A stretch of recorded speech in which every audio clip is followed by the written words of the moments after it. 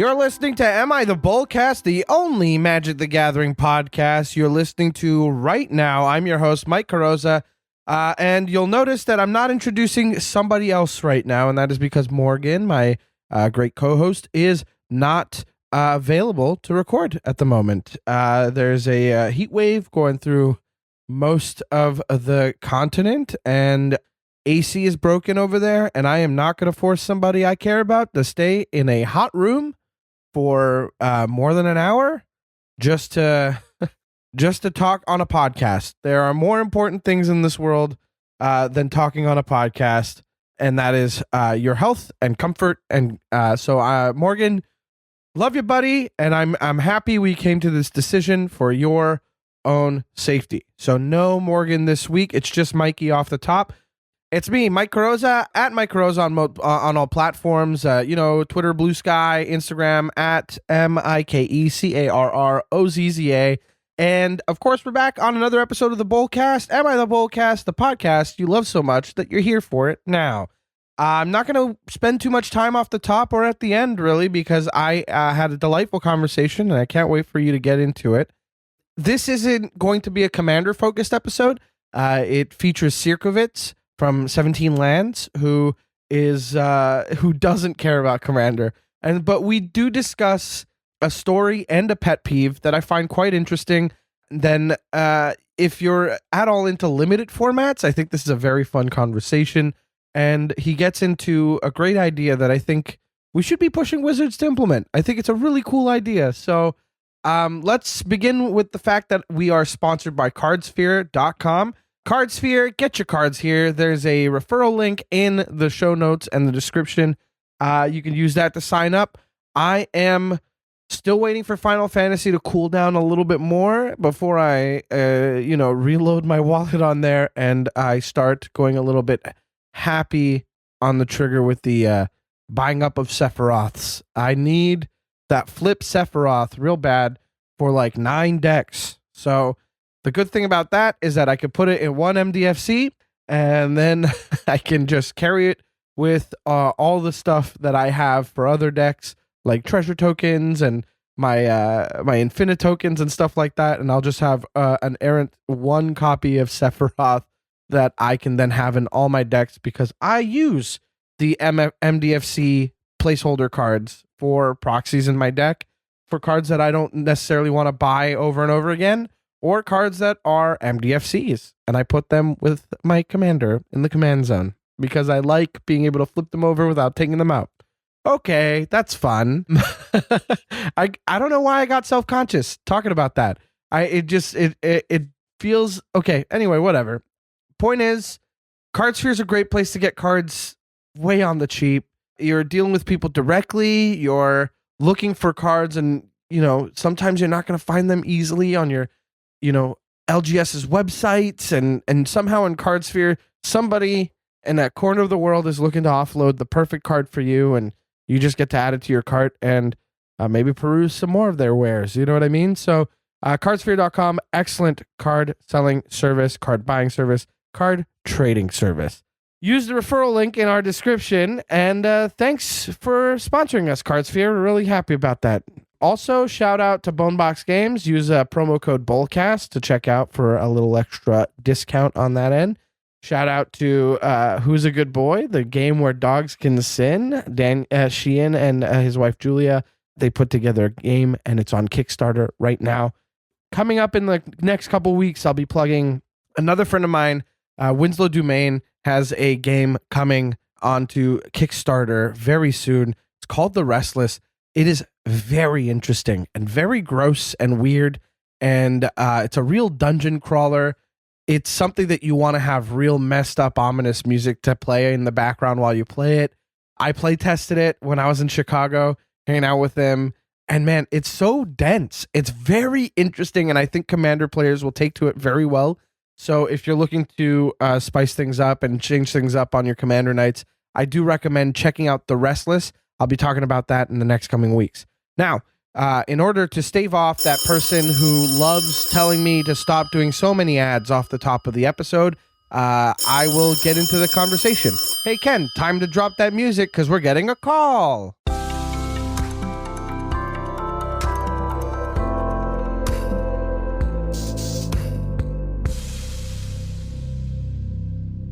We've got a caller on the line. Who am I speaking to today? You're talking to Sierkovitz, the only content creator that generated their nickname by randomly pulling Scrabble letters from the box.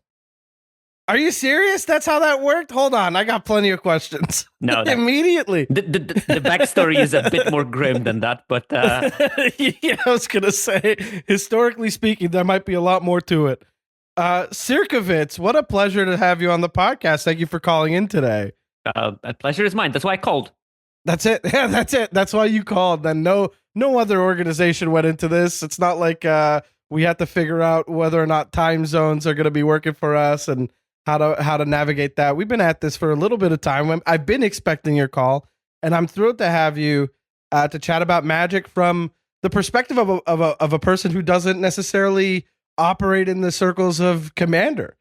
You are someone I know from 17Lands, the limited website of choice for anybody doing anything Magic related in the limited space. Yeah, I definitely am not a Commander player. As I told you before we recorded in our many meetings that preceded this one, I played Commander the Majestic one time in my life. It was forced. They gave me the deck. Yeah. They told me to pilot it. I didn't know what was in it. Luckily, I conceded very quickly and moved on with my life and proceeded to play Winston draft with my friend in the back of the LGS, like the true gentleman. That's what I'm talking about. You love a draft. And that's the thing is like, again, it is not uncommon for somebody to have like an enfranchised Magic player such as yourself who plays one format like limited or, you know, even standard players and saying, hey, you know the rules well enough. You read the cards intently enough. Here's a deck and see what you can do with it. It's multiplayer. See if you like Commander. And your reaction was eject button. This is just not for me. It's not scratching the same itch. It's not what I come here for. But it has had like a successful conversion rate on some people. But again, if you didn't want to do it in the first place, sorry you played that one game. You never have to play Commander as long as I'm around. You don't got to play Commander. I got your back on that. I'll hop in whatever seat somebody's forcing you into, and I'll play that game for you. I mean, I don't necessarily object against the idea of Commander. I just absolutely detest the concept of having 3 friends to play with. Oh boy. Okay, so you're more like, I don't want to deal with this. But wait, wait a second. Don't you need a lot of people to draft? Hold on. They are not friends. There is a big difference. That's right. There's less politicking in 1v1. I prefer to have 7 enemies than 3 friends. I see. You're you're way into the war of it all. You love the battle immediately. If the packs are cracking, it's time to crack some knuckles and get to fighting. You know, my Magic playstyle was forged in the depths of the late 90s. I come from that era. Well, tell me about that.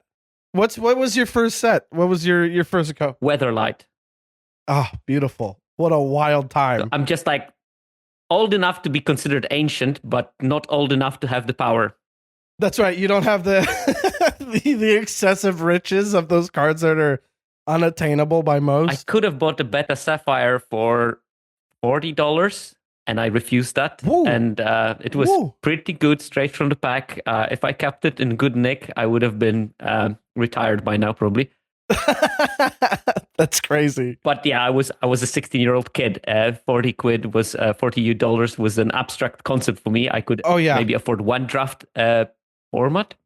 That was the sort of frequency. That sort of maybe explains why later, when I returned to Magic, I loved playing draft, because that was thing that I was deprived of when I was playing as a kid. I had to play constructed because that was more affordable at that time. Strangely enough. I see what you're saying. Strangely enough, now that's not the case at all. I mean, man, the advent of Arena, the cost of cards altogether, even these days, it's just kind of like a weird. We've reversed it so far on the other direction that it's kind of interesting. So you played in Weatherlight, and you said when I came back to Magic. When did you come back to Magic for good? What was the set that did it for you? It was not the set that did it for me. It was the weird email I got out of nowhere. I had this app on the phone that I played the Doers of Planeswalkers. That was the app that they started with the Magic. And because I played in it and I signed up for information email from them, they invited me to the beta of Arena. Oh, nice. And I said, oh, great. My phone was rubbish, so I couldn't play much on that. So I said, oh, good. I will install it on my computer and I will play some Magic on a computer and see how it goes. Long story short, I installed Arena, and 3 days later, I was Googling when is the next pre-release, which was 2 days from there.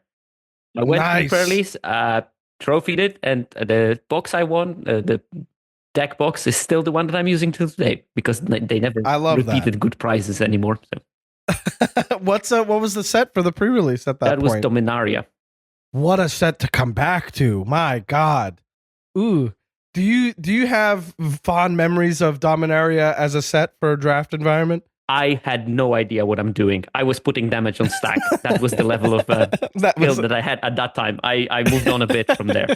I think that truly I started playing in the War of the Spark time.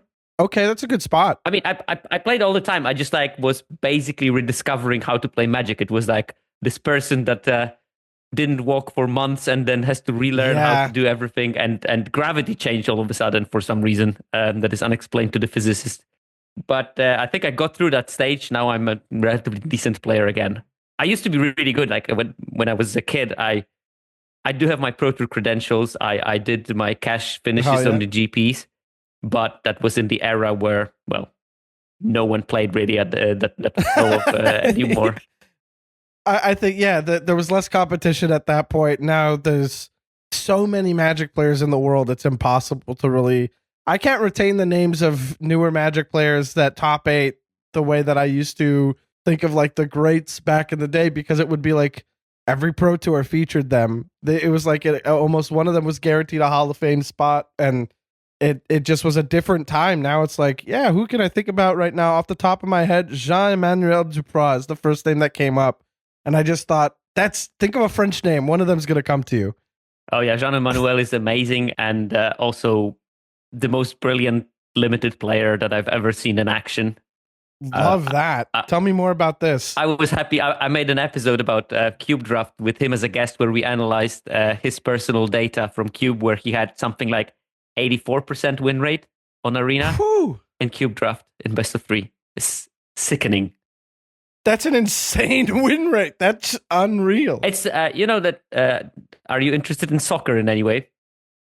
Not at all. Oh, I hate to shut that down personally, but that doesn't mean my listeners aren't interested. And if I can get it from context, I'm about it. So, but I don't follow soccer. In soccer data, the most I've got is I used to sell hot dogs at soccer games in Montreal. Very noble goal. That's People need their nourishment when they're watching football. That's right. There's too much. That's right. There's too much nothing happening.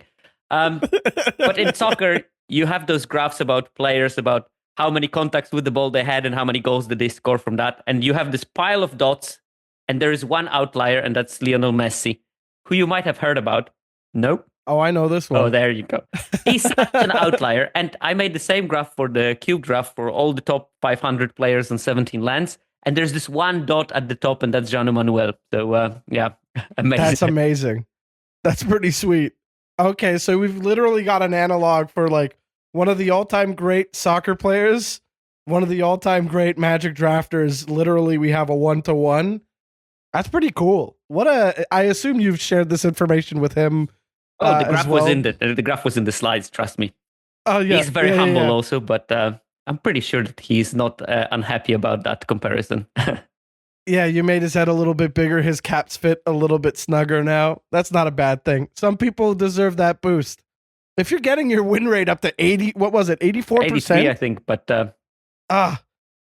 if your win rate is that high, I expect you to be a little cocky. I'm not going to lie.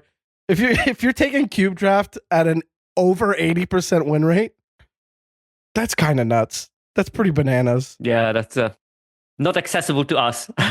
Exactly. I could never. I show up to a pre-release thinking, if I open one of the cards I'm excited about, then cool. But then I open a pack and I go, why do I do this to myself? I hate building the deck so much.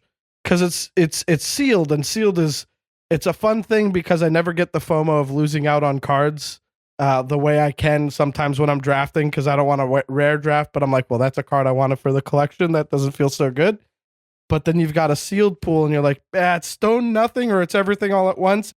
I take way too long. You are showing the typical commander player skills of, oh no, I'm not going to cut this. Somehow it has to fit. Yeah. And I'm pretty sure that that's why commander is specifically 99, not 120, Not 110. It's 99, so you have to physically cut them to the right size.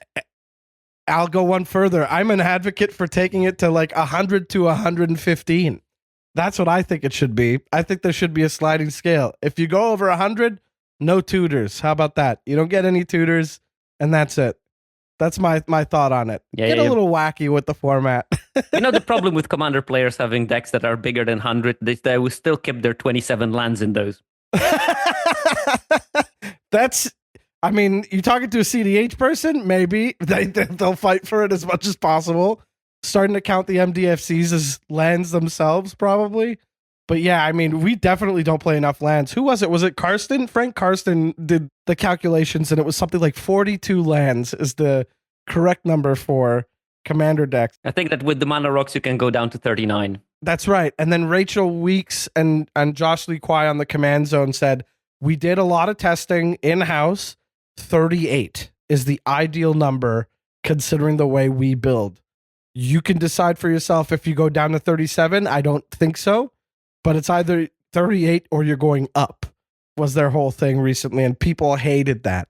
People hated that so much. But I made some changes to my decks, and I've noticed it's much smoother. You get to play a lot more Magic when you have all the mana at your disposal.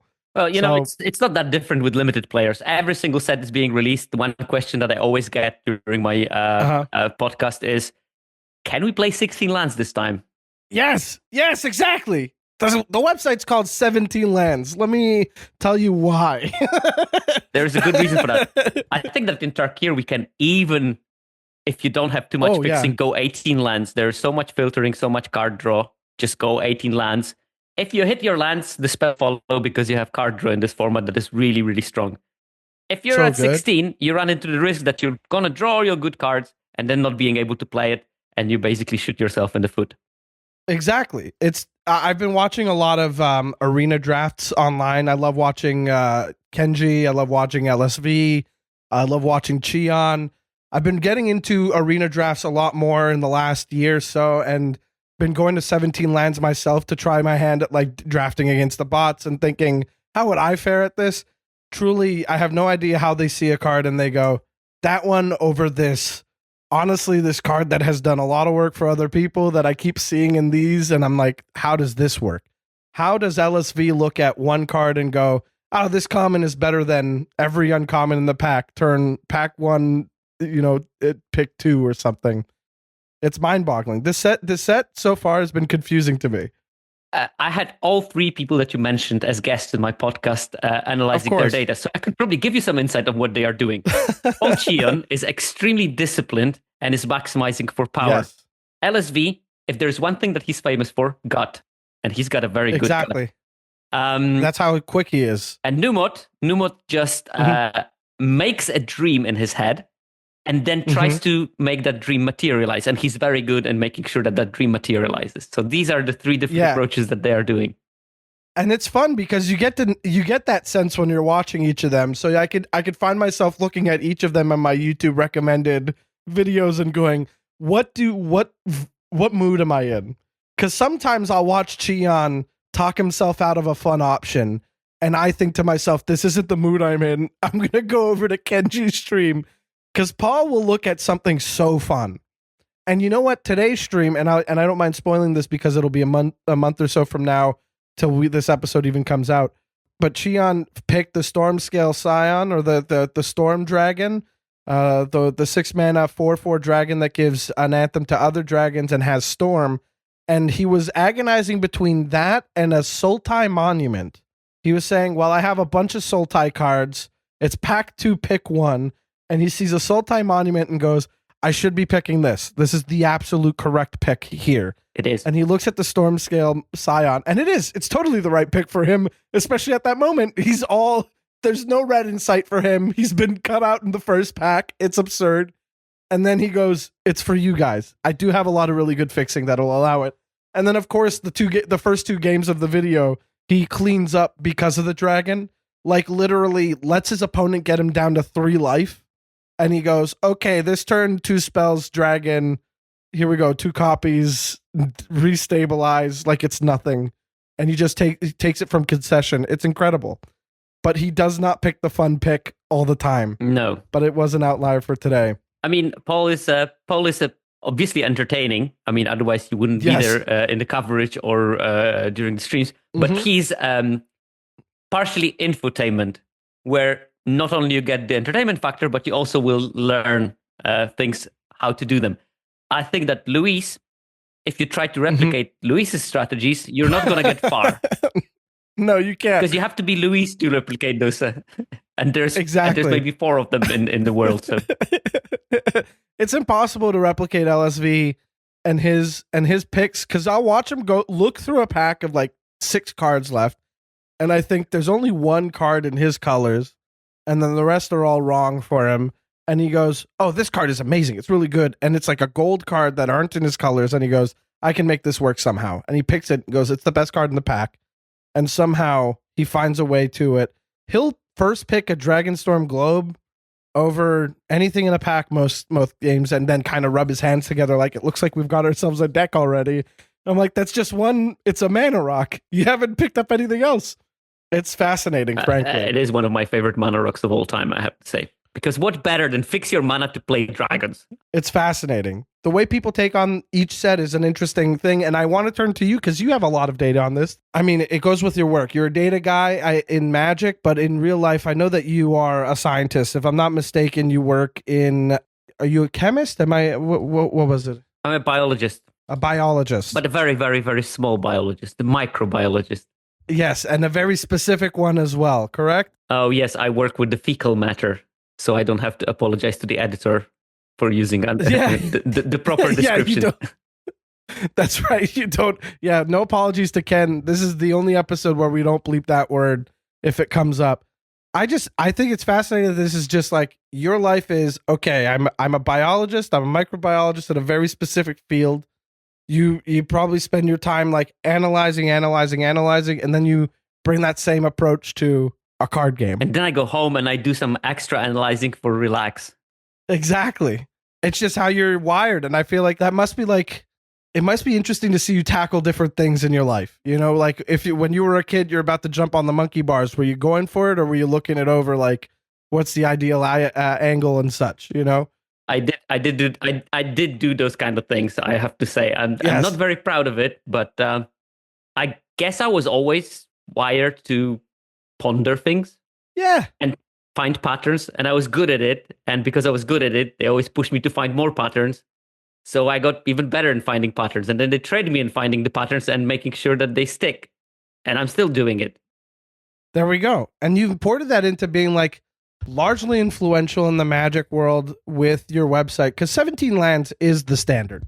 It literally... Specifically, not my website. I'm the PR person of 17Lands. And other people are running it, and they do all the work. I just get all the credit, which is... You get a lot of credit for it.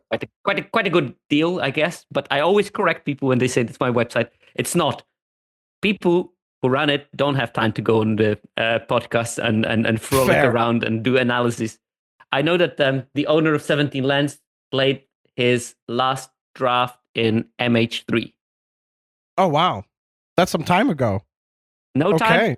No time. I mean, he's got a busy life, a good job, growing family, and other things. But let's do like 5 seconds of silence for his struggles, because I'm sure that he would like to draft a bit more. All right, Ken, you heard him. Sierko wants 5 seconds of silence. We're going to give it to him. Here we go. That's for you, Rob. There we go, Rob. Thank you so much for what you do. Because frankly, this is, I mean, you are such an effective spokesperson for the website, because every time I see you pop up on my feed, I'm like, okay, here we go. Is it either advertising an episode, or are we getting some data just right into the feed? What are we doing? And I see the breakdown icon like that you put for every episode or every what's coming up, and I'm like, okay, what's this going to be about? What's some mind-blowing something or other that you found out about this? It's very fun to see you pop up in my feed. Yeah, I mean, I did definitely part of the driving force, because, you know, when you do data analysis in Limited, you're not doing it for the money or fame or glory. You're doing it because you're interested in it. And otherwise, it doesn't make any monetary sense to do limited content. If I wanted to go to content creation for profit, I would do either angry rants, by the way, my pet peeve, or I would go straight to Commander content. I even have a name for my podcast if I did a podcast on Commander. It would be called Commander Data, and no one can convince me otherwise. Commander Data, and no one could convince me otherwise is part of the title as well. That's very fun.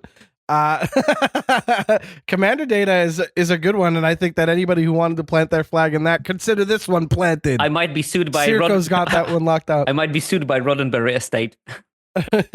Yeah, maybe. But I think they'll get it. They'll be like, oh, it's 2 words? I guess so. All right. I have 17Lands popped up in front of me right now, and I want to know, just before we dive into your pet peeve, because you teased it, I just want to pick up a rare and see what your thoughts are on it, and just to get an idea of how your brain works. Mox Jasper is the first rare that I opened in pack 1, pick 1. And I want to hear your thoughts on maybe one of the most chase mythics in the whole set. And I can then give you the perspective of it from a Commander player and see if maybe that resonates with anybody out there. Before I answer, is it a paper draft or arena draft? Okay, I see where you're going. Okay, let's just say paper draft, because that's how I prefer to. Yeah, just to pick draft. the Mox. Don't worry about the rest. It will come together. Look, you cannot pass a card that is worth as much as the draft is, because you basically, even if you flunked the draft, you played it for free. Fine. It's like that Tarmogoyf pick. You know, back in the day, people got so mad about it. You're picking a foil Tarmogoyf? Yeah, I'm picking a foil Tarmogoyf. Sorry to waste a pick on something that was at the time, what was it, several $100s? You know? He sold it for $8K or something?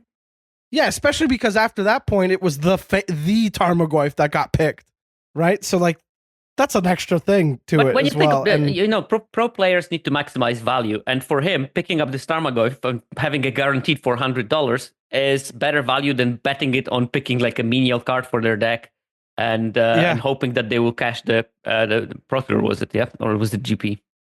I think it was a Pro Tour. It must have been a Pro Tour because So it was a very reasonable pick, and you should learn from that kind of shrewdness. That's right. So Sierko's going with a pack 1, pick 1, Mox Jasper.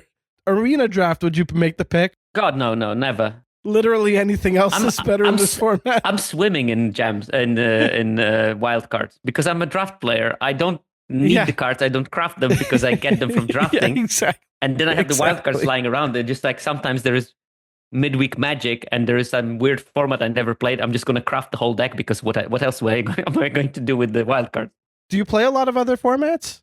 But before we go, wild cards usually are abundant for the limited players. Weirdly, and I don't understand how you get even common wild cards nowadays. And I'm running out of those, and I'm wondering what will happen if I completely run out. What am I going to do? Where do I get my common wild cards? Because you don't open them in the packs, I think, anymore. So I have no idea. Because I know that what I normally was doing is that before the set was released, I crafted all of it. And then when I play drafts, I get the gems as reward. Exactly. But I had to stop because I ran out of commons, and I don't know what to do with it, and I don't know where to get the common wildcards. Anyway, maybe a question for your listeners to answer in the comments or something. Yeah, if you have the answer to this, you can email us at amithebolas@gmail.com, or you can get at us on Blue Sky, and we'd love to know. Tag me if you're on Blue Sky. Yeah, exactly. Get at Sierkovitz. And we're not going to do it for you. We're going to leave. We're going to say our guest is redacted. You figure it out. Well, I will literally grab a handful of Scrabble tiles and find 9 letters that make up a name and call that Sierkovitz. I think that's just going to be the spelling. Okay, but with that detraction to the wildcards, what was the question again? The question was, you answered it. If this were your pack 1, pick 1, what's your thought on Mox Jasper? And you said literally anything is better unless you're playing it physically, in which case take the money. And that's kind of where I come at it from as a Commander player. Mox Jasper is one of those Moxes that who cares? If you play a dragon deck, you enjoy yourself a free Mox. Changelings. Yeah, what's it called? The Changeling Outcast or like Universal Automaton. There are a couple of eggs that are dragons that cost 2 mana. Oh, yeah? Yeah. Okay, that's I interesting. think the one from Midnight Hunt is like an 0/4 egg dragon. Oh, that's right. Smoldering Egg, right? That's the one, the flip one? Yeah, I think that. And there's, I think, 1 or 2 2-mana dragons. The biggest irony of Tarkir Dragonstorm, of course, is that the cheapest dragon in the set doesn't work with the Mox. Because it's the white free drop that prevents the activated abilities of artifacts, creatures, Oh my and planeswalkers. God. I find it so hilarious because, I played it a couple of times in Dragon decks with my globes. And of course, it stops globes from working. So you play it early, but then all of the other dragons are moved 1 turn back. Yeah, it is kind of silly that this is where they put dragon on the type line. I don't understand why they needed this to be a dragon. But yeah, sure, fine. I mean, why not? It actually is a cunning design. It is more of a downside in Dragon decks than it's an upside in Limited. So that's an interesting spin on the sort of playing between advantage. In Constructed is, of course, a huge advantage because you have like the Collector Oof on the bigger stick. But Exactly. in Limited, it's actually a downside most of the time. Which I do miss. I think that like the making cards with downsides has become less of the norm.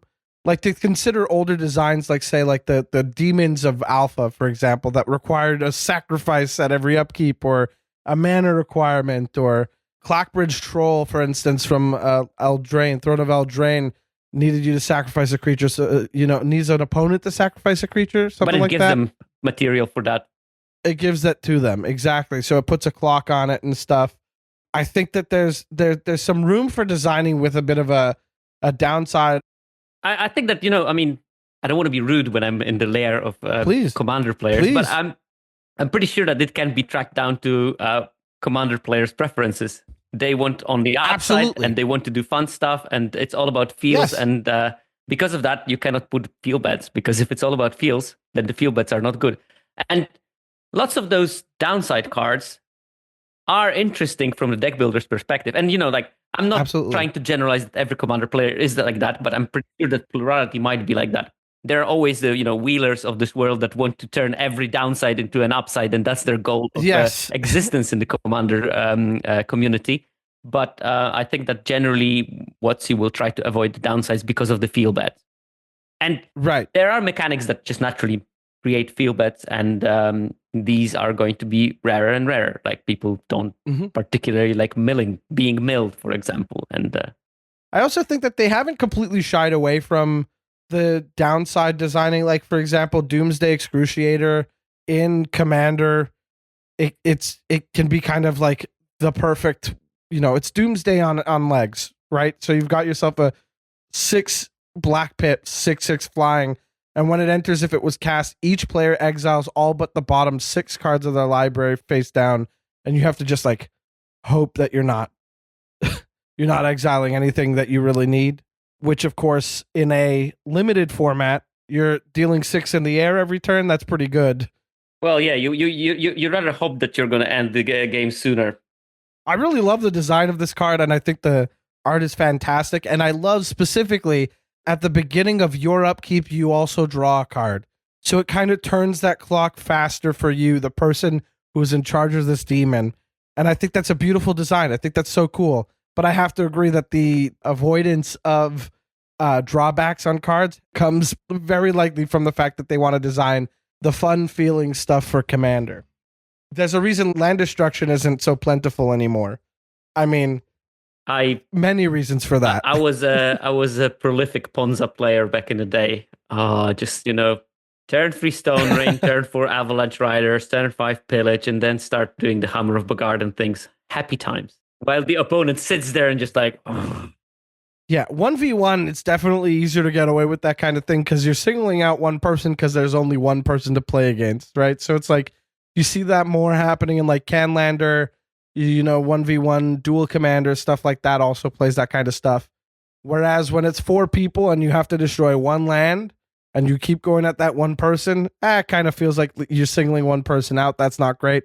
And then you end up with the mass land destruction stuff, which ends up being, adding 2 hours to the clock. Frowned upon? Well, at least, if you play Armageddon, make sure that you make the board state so that you can win very quickly. yes, ideally you're doing that, and your planeswalkers are due for an ultimate, or like you have a ton of mana rocks ready to go. I'm not saying I want mass land destruction back, but I am saying that it is fun to watch.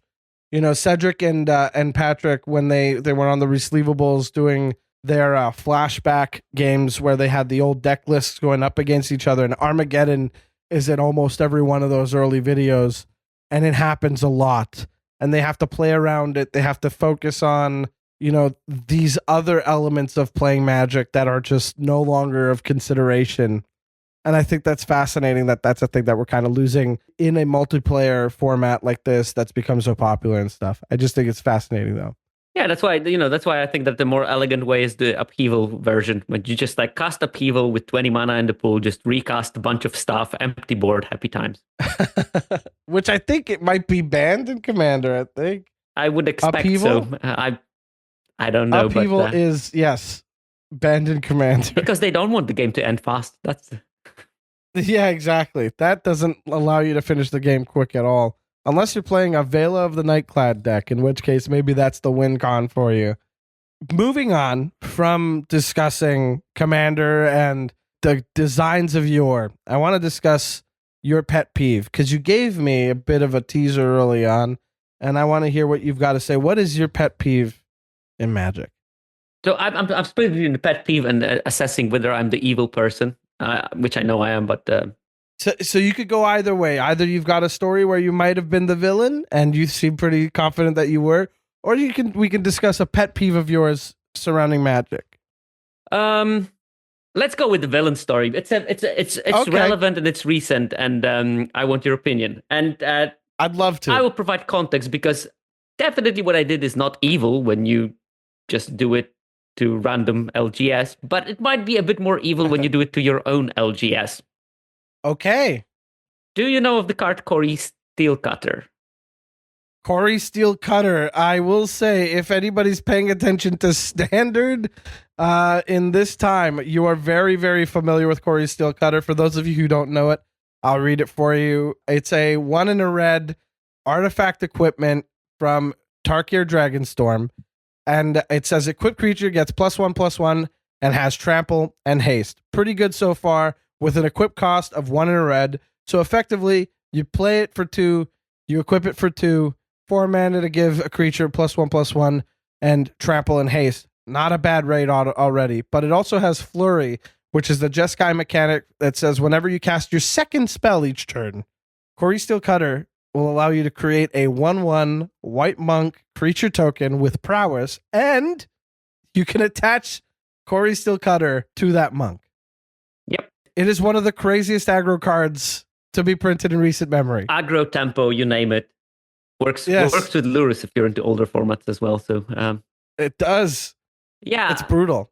Go ahead. Tell me about this story now that we have the full scope of Cori-Steel Cutter. So I figured out that it's going to be on the upwards trajectory in terms of price, but I did have in the back of my head that I saw a playset of them in the binder of my LGS. So I just, without thinking much, middle of the day, I'm working from home a lot now because I do a lot of lecturing, so I'm not bound by the office hours. Excellent. Packed my car, went to the LGS, dropped in, went straight to the binder, took out 4 of them. They were £1 each, so like maybe $1.50. Awesome. Now they're going for maybe $14, $15 or something. Yeah, they went up pretty quick. Yeah, I just swiped them, went to the till with the owner, who knows me very well because I'm there every week. I mean, I'm basically part of the family almost. And he looks at me suspiciously and says, "Are these worth something?" And I'm just like, "Oh boy, oh yeah, they are.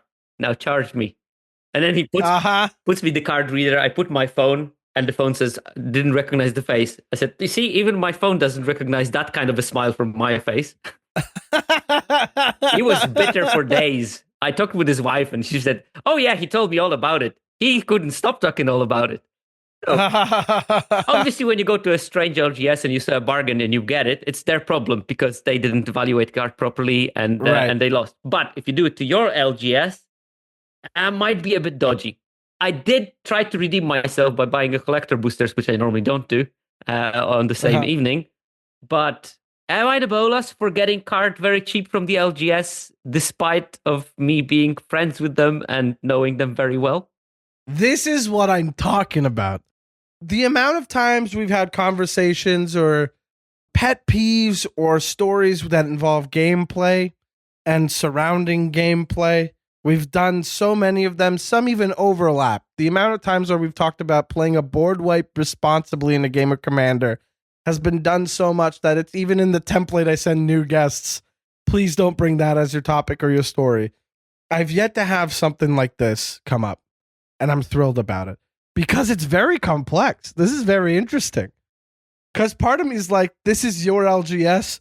I probably wouldn't have taken all 4, if I'm being honest. What's the point of me having 2 of them if you need to place it for your deck? Well, that's what I'm saying. If you are playing them, then I say all bets are off. If you're flipping them... No, I'm not flipping them. Oh, you're going to play them? Okay, well, not the bolus. I don't think that's a problem. I think that you got in before you could. You got in before that they marked it up, before they got to MTG stocks and got a good look at them. I don't know. It's a bummer for them, but also it's like your win. You are there often. You're buying stuff. You're playing there. Oh, they're gonna get their money back. I'm pretty sure from me. They've more than gotten their money back already. I'm a habitual pack opener. I really love opening packs, and it's a problem. Yeah. See, I don't know. It's kind of man. This was less juicy after that. If the moment you said that you're gonna play them, I'm like, that's fine. You were going over there to buy your cards before they got too expensive, and then they did. I got them some friends even. Oh wow, is that Tersa? Yep, that's Tersa Light. Tersa, yeah. What's the full name on that one? Tersa Light Shatter. Light Shatter. What an incredibly interesting card. Is that also in the aggro decks right now? Is that doing all right? In some versions, I saw them popping out in deck after deck, and they are still cheap online. So I just bought a playset because better safe than sorry. I think that they are played also in Jeskai Oculus, which is another deck that I'm playing. Oh, you asked me about Oculus is interesting. You asked me if I play different formats, and I do. I do play standard whenever I can, and whenever I can. And there it is. Terrorize enough people. We do have a Cube draft playing group, which is sort of a different format on its own, right? We play Vintage Cube, and I am an Amulet player in Modern. Okay, didn't expect that from you. I don't play Modern. I play Amulet. That's it. Okay, that's fair. Yeah, that's okay. It's like Richard from MTG Goldfish being the Jund guy forever, and the Jund dream is dead, so he's like, I'm off of Modern altogether. And that's why I play Amulet, because it's been tier 0 for multiple metagames. So long. If you know the meme. It's just impossible. But it's true, the deck is very resilient, and it's always underplayed because people are worried about playing it. It's not that difficult. You know what? Who was it? Dom Harvey? That's like the aficionado of all things. I read the Bible. Amulet Titan. I read the Bible. Yeah, exactly. 80 pages of the instructions on how to play Amulet. Yeah, it's dense. You know what? Chatting with you is making me realize just how deep I am in other because I would consider myself not a much beyond Commander. I love Commander. It's my format. It's the only format I really play besides like a pre-release, so I'll play sealed. If there's a cube going, I'll play a good cube, but that rarely happens for me. But it's interesting to know how much of that stuff I still consume anyway. I try to because I draft, I get a lot of chaff, and I can't keep all of it. So most of that I bring back to the bulk box and the LGS. But if I don't need the cards because I don't feel like throwing them away is the right thing, I'll source the throwing away part to the LGS if they need to. But I always try to find out cards that I'm going to keep. And I was so happy that I found a playset of Bitter Reunions because that means I consider that this card might be playable at some stage. So that's fun. It's like finding a bunch of stock ups, which you know is going to be playable. The $11 uncommon from last set. I only got 2 in my draft. I'm not very happy about it because I will probably need to buy 2 of them at some stage. I'll just crack packs. That's what I did with the deep cavern bats. I didn't have 4 and I just was cracking packs until I opened the 4th one. And my friends were looking at me like a maniac because I'm opening pack and like, and there's like a chase rare in there. And I'm like, no bat. No bat. You opened Osier Tack, the multiplying your tokens that everybody wants. I did. Of course you did. I could have sold it and bought like 20 bats, but that's not the same. It's not the fun part. You like to crack packs. Okay, so wait, we got to come back to the story. It's fun because the podcast normally we cut back to me and Morgan, and Morgan and I will discuss. But I do think that I've put a pretty solid line in the sand saying, if you're playing the cards and they have it at that price as you walk in, you buy it. I don't think that that's like necessarily screwing anybody over. You got there before they could get there. Did I have to rub it in his face though? Well, I mean, look, he asked about it and you said, yeah. It's heading up there. It's not there yet, but it's getting there. Now it's $14, you know, like now it's expensive. I remember a while ago I had a Staff of Domination back when it was worth something. Back when Staff of Domination from like Darksteel, I guess it was like the original one. I picked it up for an old deck. I found out it was still worth something like $30. And then I was like, you know what? I don't play this card. I've had it in my binder for a long time. I could really use that money to buy another like 3 cards that I really want. I'm going to trade it in. And then that next week, they showed Commander Legends was going to have a reprint of Staff of Domination. And I had the LGS owner over there being like, you know, because he knew me as somebody who knows Magic, and he knew me as somebody who's not necessarily, I wasn't content creating at that point, but I was definitely in my beginnings in that. And he was kind of like, did you know about this? Did you know this was coming? And I had to be like, no, I had no clue. I'm just that lucky. And it's the one time I felt bad about trading in a card and I didn't even have the knowledge. But if I had the knowledge, would I have done it? No, I don't think I would have. At my LGS. At a store I hate? Probably. F them. Oh, yeah, go. Sorry, Ken. Place it. Oh, yeah. Oh, if I had 3 copies of it and I knew it was time to sell, I'd sell them. Yeah, of course. Sorry, buddy. Your store is ass. You guys are mean. Every time I come in here, your staff huffs and puffs when I'm just trying to pay for a pack of dice and play the pre-release. Yeah, right. I think I'm done with these guys. You're lucky that you have a choice. We have one LGS and we have to keep it afloat on a shoestring budget. Right, you guys. My place, we have 20,000 people living here, and probably around 17,000 of them are retirees. So okay, not much traffic in the good old LGS. We had quite a large catchment area for people coming to play the. It must feel bad when you drive for like an hour and then the draft doesn't fire because there is like 5 people. Yeah. That almost happened in a pre-release for me recently. Aether Drift was not popular in my area. We had 4 of us. That's what we did. You can play two-handed. Round robin. Oh, you round robin. Elegant. We round elegant way of in the sorting out who's the better one.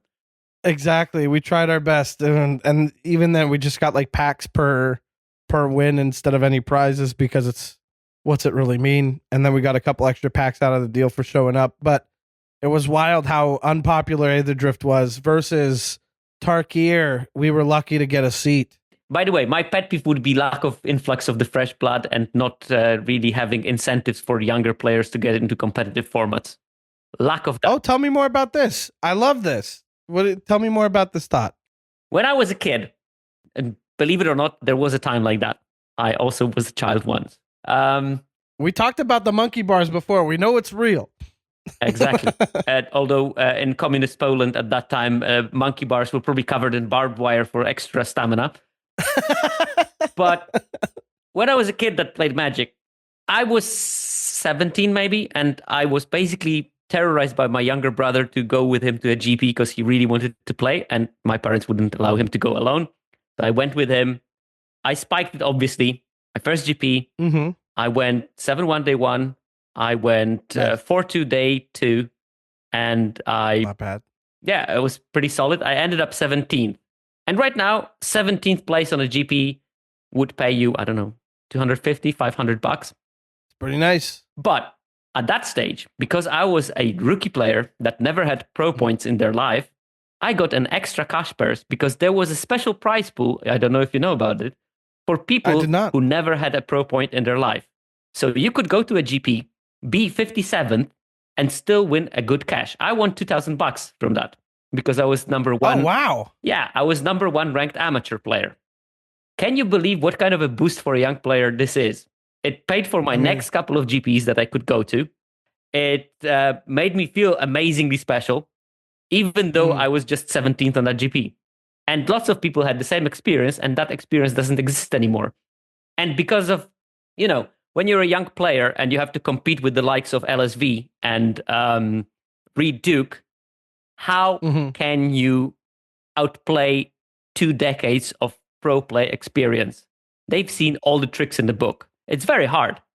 And that's why I think that if you want to encourage young people participation in competitive events, bring that back. Make sure that there's a special prize pool for people who never have been on the Pro Tour, who never have gotten pro points. And make sure that there is this kind of extra incentive for people to think that, I might bother to come to that GP because I might not win put it. Some effort into this. I get to the second day, I get a good cash prize and maybe some invites for amateurs as well, and refresh that kind of player base and bring the new blood. Because you go to the Pro Tour once, you get a bit of experience, find a team, start practicing, and we have a much broader ecosystem in the player base. At that point, yeah. And there is something to be said that it's always great to see LSV playing on the Pro Tour. Don't get me wrong. It's a crowd pleaser, but it sort of becomes stale when there is so little turnover. And as you said in the beginning, you don't recall that many new players entering the Pro Tour and staying there and sticking there because there is no infrastructure for supporting that kind of thing. Give them a bit of those. You put training wheels on every card, remove the drawbacks, give a bit of those training wheels to the younger players so that they can get their foothold in the pro scene, so that they can actually break into because sometimes it's just like luck that you manage to cross that level from an amateur player into the pro player. And it was fine in the late 90s when you just needed a bit of luck to break through, and maybe a bit of infrastructure, and being born in the West would also help because as a Polish player, then it was completely unaffordable to travel to all the GPs. But right now you need a ton of luck. You need to spike like 3 times in a row. And spiking once is already requiring a lot of luck when you're a beginner player. Spiking 3 times in a row just won't happen. And because it won't happen, you won't get the foothold. And because you won't get the foothold, you will not transition from this very good grinder into the pro player unless you're like dedicating all your life to it, which nobody really could be doing. Exactly. That's my pet peeve. I like that a lot. I think that's a fun idea to bring back to incentivize more. So like there is some effort in this regard with the invitation to come back. Like there is like a level at which like, even if you're first timer or not, if you get to a certain point, you kind of get that like invitation chip for like a next day or another time. And I think that's great because even like the analog for me, because like I'm a stand-up comedian, I've been a comedian for 15 years almost. And the thing that kind of allows you to keep going when you're so new and to broaden your horizons within that is performing and having somebody at that show take notice and going, hey, you should come do my show. And that invitation snowballs into more invitations as long as you keep doing what you're doing and you're good at it. And I think that ports over to this point, which is if there's a way to keep inviting these people and saying, hey, welcome to Magic, welcome to playing pro, welcome, you did well, good job, come on back for the other one. The next one is on us. Even without the prize, that's like a huge stamp of approval. I kind of thought about, how like teams will do drafts in sports, like, it's hockey or basketball, and hey, it's time to draft this player and this guy, they've got this overall draft pick or whatever. So like you've got all these teams that might be able to be like, hey, well, this new guy showed up to his first GP, got invited to the next 2 off of that performance alone. They're like top seeded for an actual draft pick. I don't know. I think that would make it also exciting to be invested in the players, the journey of the player. But again, asking for that kind of thing is kind of nuts considering Magic is much smaller than pro sports. It hasn't even cracked as like a top esport thing. Think about it from a different perspective, because I think that you're onto something. Instead of making them draft the young players as a celebration, make sure that pro teams have some kind of privileges of being pro teams. Make sure that one spot in the team is reserved for a rookie player that they have to mentor. And then they can draft. That's great. Then they can draft it. There's like a list of 100 young players, and they basically select one in order to mentor the young player and make sure that they have a good transition. That could be another prize. And it's fun to be in a pro team. Yeah, totally. You get to be like, hey, I'm doing something right. Like I'm on a team with these guys. I'm discussing this. Sure, you hang back and listen for a little bit at first, and you get what you can glean from all that, and then your confidence will be boosted for sure. You'll come away with a lot of lessons. And networking is important. Huge deal. It's massive. I think that like with CDH picking up as well, like competitive commander, you've got certain people who like to workshop stuff together. Or you get a bunch of discords where they all come together and make this one deck like as good as it can be. I think that it's we're not too far off from the team, at least in like the pro, because there isn't necessarily a wizard sanctioned event for competitive commander. Like CDH is not like Wizards, like, hey, CDH has this here. So they have all their own little, like all their tournaments that they put together and all their some crazy prizes and some unbelievable turnouts. It's just a matter of time before we get ourselves another like, okay, this group, this is now their name and they should have room for somebody new to kind of learn along the way. I love this idea of like a mentorship thing. Team Crux Thumbs. Yeah, the Team Crux Thumb. Or bring back dumb names. That's what I want. I want to bring back dumb names of deck lists. I don't need to know that it's Esper Fairies. Let's call it like, hey, this deck's called Go Away because I keep bouncing everything. Something dumb. I would rather that. Machine Head. Anyone remembers that? Black-red control in the was it Invasion block constructed? They were good. They were good names. They just don't make sense from the historical perspective, and people get confused when they listen to those decks. Well, there's also like stuff like Pros Bloom, right? Prosperous Bloom is like, it is indicative of the cards involved in the first ever combo deck, but it's like, it's still a cool sounding name that's also a little bit dumb. Pros Bloom. It's prosperity and blooming. It's synonyms, maybe close enough. I don't want to keep you too long because I'm realizing what time it is right now, and you're in another time zone where it's much later than here.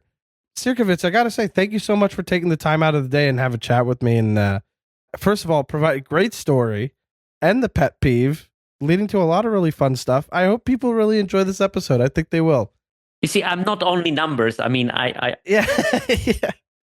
When I was going to the uni, I was basically split between going to study biotechnology or going to study acting. Oh, and I'm probably compensating for that.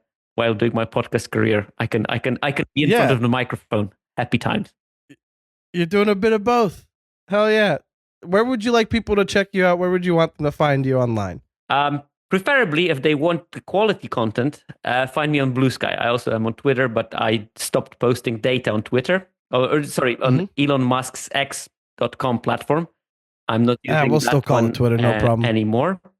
No, I specifically want to call it Elon Musk's X.com platform because Twitter doesn't exist anymore. It died.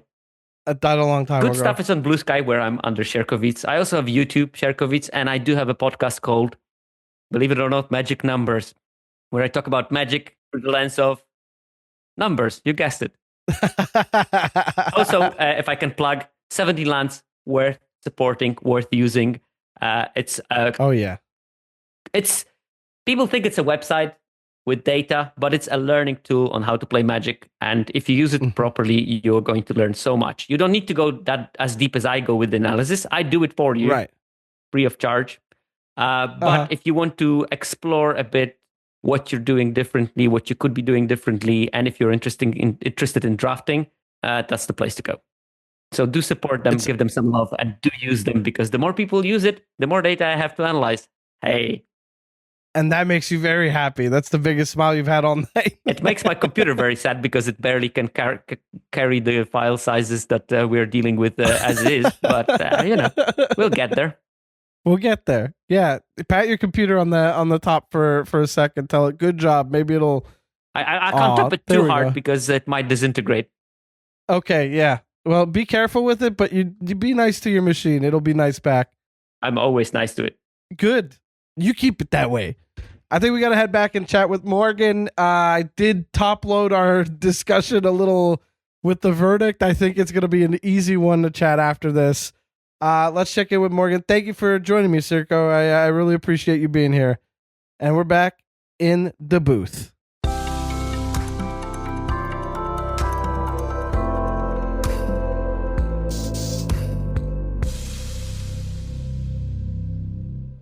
I am delighted to have gotten to speak to Sierkovitz. Thank you so much for calling in. I'm thrilled. First of all, a man who does his research. I'm flattered. Thank you so much for doing that and coming to the show prepared with both options, a pet peeve and a story. And frankly, I got into it with him in the conversation, and I don't have Morgan here to really discuss with. So this back end part is going to be a little bit quick.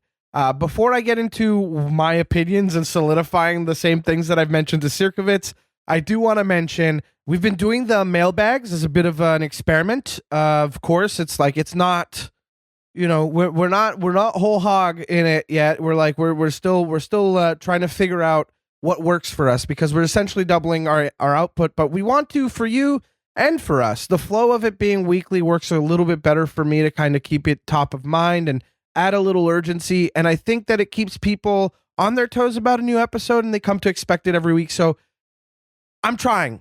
I don't know what we will be doing to kind of ensure that it keeps on this trajectory, but I'm working on it with Morgan, with Ken. We're going to be trying to discuss different ways that we can make the podcast a little bit more engaging. There were some plans for video and doing it live on Twitch that kind of got kicked around, but it kind of feels like maybe not Twitch, but still potentially a video situation. I'm looking into it, and I'm trying to figure out what direction we're pulling into, but that's the update on the podcast. I would love it if you gave me more feedback. Blue Sky at Mike Carosa, or Am I The Bolcast on Blue Sky. You can email us at amithebolas@gmail.com. You can message us directly on Blue Sky, whatever you like. If you have any feedback for the podcast, I will hear it.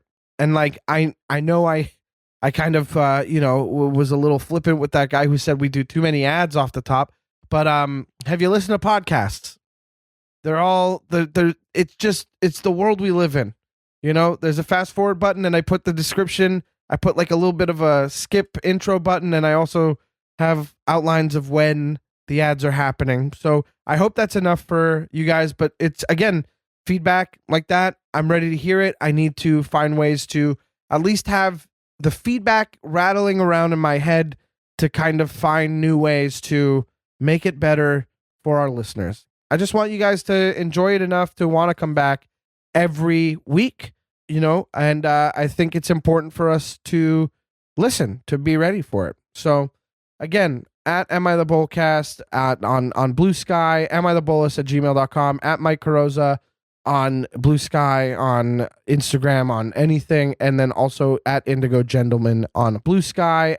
So that'll do it for that. Now, if you've listened to the episode, you know how I feel about Sierko's story, and you know how I feel about his pet peeve, and I agree still to this day. Obviously, we recorded this chat a couple months ago because we're talking about Tarkir Dragonstorm instead of Final Fantasy, but hey, it still holds, Sierko, I don't think if, you went to your LGS and you bought stuff that was marked at the price it was marked by them, the people who are professionals in this area, well, yeah, you bought them. You're going to play them. You're playing them. That's kind of how it works, especially if you're somebody who's so present in their community.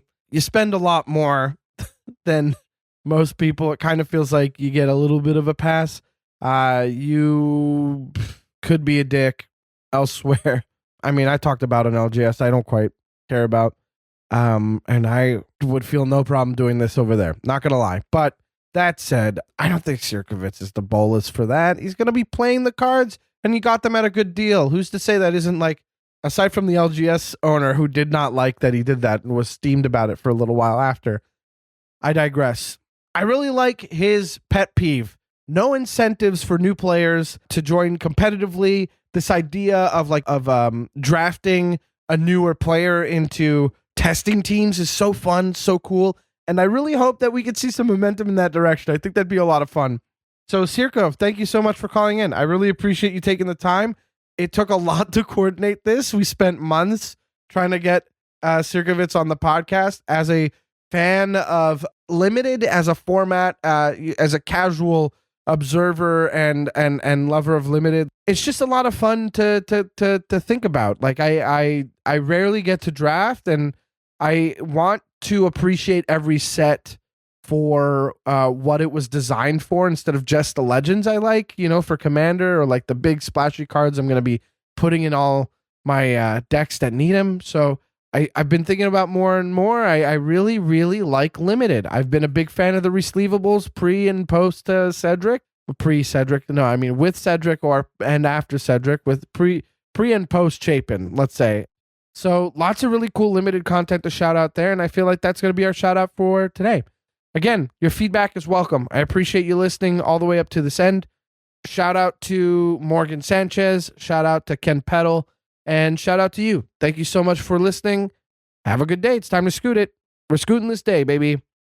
Bye-bye.